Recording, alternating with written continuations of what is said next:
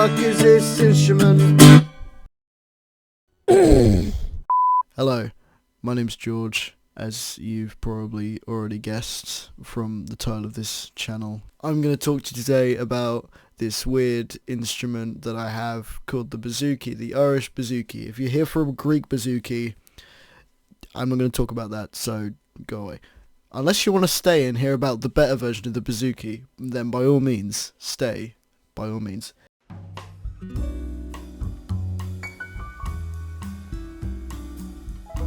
The way I found out about this instrument is from a singer-songwriter called Steve Knightley, fronting a band called Show of Hands. He plays this thing called a mandocello. It's tuned the same as a bouzouki, so I figured it's the fucking same thing, so who fucking cares? So I got one, and then got another one. So I'm going to give you a little crash course on this instrument. It's going to be real interesting, it's going to be a real good time, and I hope you're very excited, because I certainly am. If you hear my fucking chair creaking, just ignore it. There's nothing I can do about it. Right, first thing I want to talk to you is the tuning of this instrument.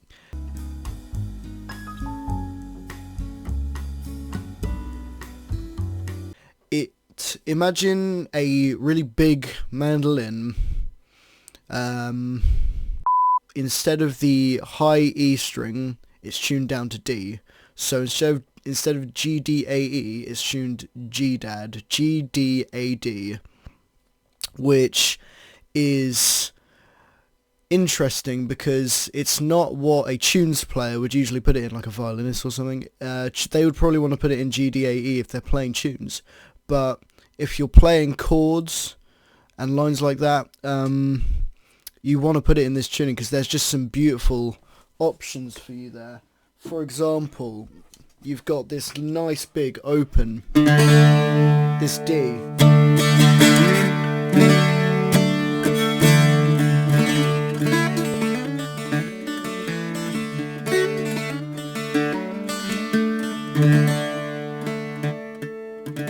You got that big nice open G, D even, and then you can just bring it up to that nice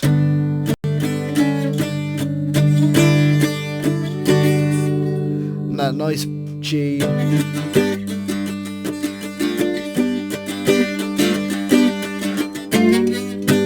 and that's really nice. You can do all kinds of awesome octave stuff.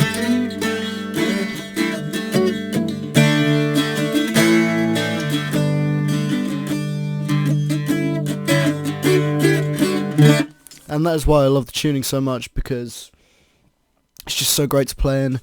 The way I use it when I'm writing songs or just playing in a band, I use it as like a chunky chord accompaniment with some lines here and there, maybe a solo here or there, but really it's just a nice chunky chord accompaniment for some vocals or in a band. So yeah, that's the tuning, G-Dad. Sometimes it will get tuned G-D-A-E, rarely. Sometimes it will get tuned C-F-A-D, which is the Greek tuning, and I suspect the way this gets tuned like that is probably people getting confused. But the main tuning for this one that most people use is G-D-A-D because it's fucking awesome. That's why. I've got my notes over to the side here. I'm not going to pretend I'm not looking over there, so don't fucking call me out on it, because I know, and I know I'm making it really obvious because like fucking turning my neck like a bloody owl over it, but I'm not gonna, I'm gonna ignore it if you will, okay? Don't come after me. The next thing I want to talk to you about is the strings.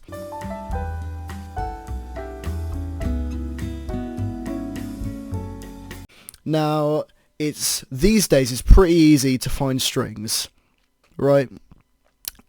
I usually use if you just literally search up on Amazon bouzouki strings, it will come right up. These are for mandolin strings, but it looks like this.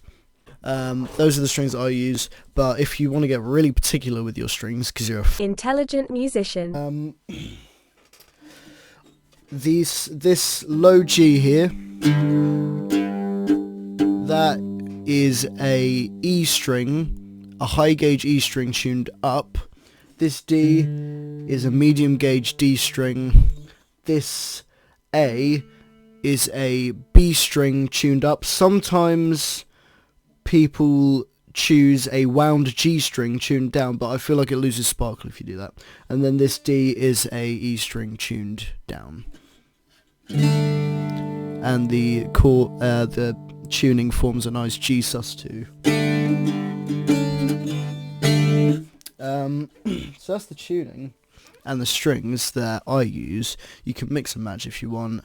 The strings are in unison, which differs from the Greek version because they are octaves, but these ones are 90% of the time tuned in unison, which I love because it gives a lot of low end, nice, meaty, deep, sonorous, present chords. I love it.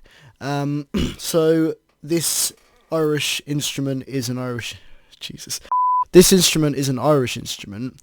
Originally, there was a Greek version, and I will talk a little bit about that later.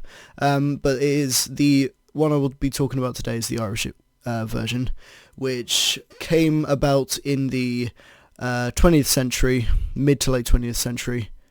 No, early 20th century. It's part of the chordophone family, which is chord, meaning string, and the Greek word phonos, meaning sound. So stringed instruments that make sound. Pretty fucking simple. So yeah, it's a chordophone, part of that family. I know fancy lingo as well, you know. I don't have much for you on the extensive history, like where everything came from. I'm more here to talk to you today about its applications in modern day, or at least semi-modern day, and the way it can be used in modern music, predominantly folk music, but to be honest, it's a versatile instrument. You can use it in pretty much anything you want, mate. So, this is an instrument that can get confused very easily. It's part of a triad of instruments, which is the bouzouki, the octave mandolin, and the mandocello. So, the octave mandolin is said to be a little bit shorter in scale length, and it's tuned usually G, D, A, E, like a mandolin but an octave down, hence the name octave mandolin. If you couldn't get that, I'm sorry, but I've got no help for you here, mate. And the mandocello can be tuned G, D, A, D, but usually it will be tuned C, G, D, G, C, G, D, G, or C, G, D, A, I believe. And that will be like a cello, but as a mandolin, hence the name mandocello. But I don't have one. They are bloody expensive, which is why I do not have one. But if I could get, I will get one day, guaranteed. I will get one, and I will make a video about it when I do, maybe. But yeah, they're not a common instrument. Neither are the bouzouki's. It's a bit of a niche instrument. But if you're here, I'm guessing you have one or you're looking to get one. And if you're looking to get one, go for it, mate. Seriously, it is worth every penny. This has given me so much songwriting inspiration. It's bloody insane. So, that's the difference between the three. Also, mandocellos have usually an F-style body or a pear-shaped body, as opposed to the teardrop-shaped body of this bouzouki and most bouzoukis. This didn't come with it, by the way. This is just a pickguard I added after buying it because I thought it looked fucking snazzy as fuck, and I was right. So,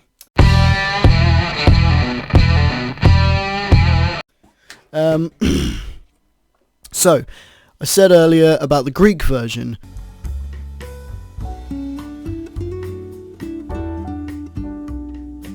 The Greek version, look at my notes, is tuned CFAD, right? I don't know why it's tuned like that. I don't know nearly as much about the Greek version as I do about the Irish version. I was looking to get one at one point, but I don't need it. I like the Irish one much more. And as opposed to this one, which is tuned in unison, the top two strings, the C and the F, are tuned in octaves, while the bottom two, the A and the D, are tuned in unison because they are simply too high and they would snap very, very much. and it's a bit smaller. It's got a bowl back usually. Usually it's got a classical guitar style peg box, and so do these sometimes, but usually you see there's just the regular, just like that one. I was lucky enough to have one that's not got anything on the headstock, so I can use it in album covers and not worry about getting sued. Righty-ho then.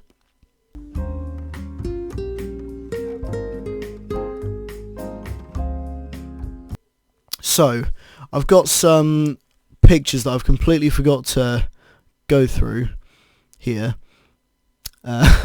So this is my one over here. It's missing the pick guard there that I have on. Just a regular one. I had to shave a bit off of this side to make it fit, but not a difficult thing to do, just bloody stick it on. This is an example of a bouzouki, just a regular traditional one with pear-shaped body, a rather thin neck, and the 4th fret dot is going to be in between. It's going to be sandwiching the 11th fret to show you where the 3rd of the D is, so the F sharp. This is another one. It's a lunar one. It's got this nice soundboard here, sound hole, bloody hell. It looks like this one is actually tuned in octaves, which is a bit strange. And I've seen one bouzouki that's actually tuned E, A, D, G, so like the first 4 strings of a guitar, which is not traditional. It's a bit weird. I don't really like it. This is a octave mandolin. You can really kind of tell it's a bit shorter. This looks like it's tuned in unison, which is contradiction. What is it? Oh, you can't really tell, can you? And this is a mandocello. You can see the body is much more reminiscent of a mandolin, but it is noticeably larger, and it's got those nice thick burly strings. This is a Greek bouzouki. It looks bloody awesome, and it's tuned in octaves. It's got these really cool fret markers over here, which I really like, and this really intricate design on the pickguard and the sound hole and the headstock, which I think is really cool. This is what I want to talk about next, is the David Oddy mandocello, which is tuned like a bouzouki, and it's how I got into the instrument in the first place. It's got the pear shape, it's got a thicker fretboard. It's made by a man called David Oddy and his son called Nick, who is still in business, still making them. And these they're all handmade and played and pretty much made famous by, well, I say famous, made known by a musician called Steve Knightley, who I talked about earlier, frontman of Show of Hands. This is him with his Oddy mandocello. He plays it beautifully. He really has kind of reinvented the bouzouki mandocello instrument. Technically this is kind of a bouzouki, but the body makes it a mandocello, plus he made it so he can do whatever the fuck he can call it whatever the fuck he wants, because it's an incredible instrument and really like no other. So some other... Oh no, well done. One other... So... Bloody hell. In Show of Hands, Show of Hands have released many a album with this instrument, and he's done lots of solo stuff. He played on a Mick Jagger record called Goddess in a Doorway, which he played the mandocello on. Some other famous bouzouki players are Paul Brady, who's an Irish singer-songwriter, Beth Patterson, who is an Irish musician and singer, and Alec Finn, who's a British traditional musician, all of whom I recommend checking out, because just exploring this instrument is really great. I'm going to finish off this kind of talky bit. I might do a part 2 if there's anything else people want to know. But I'll finish it off by just playing you some stuff on this beautiful instrument and letting you just have a good listen to it. If you're looking to buy one, you know, now's your chance. Get it while they're not famous yet. Here we go.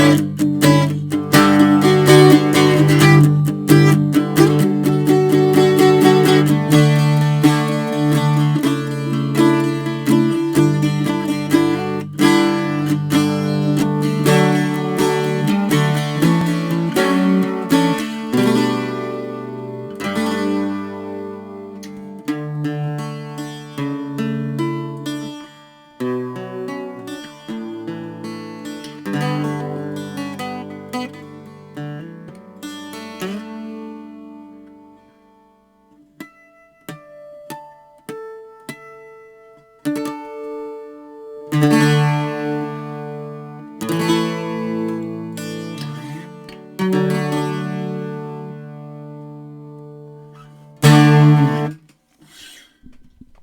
all from me. Cheers for watching.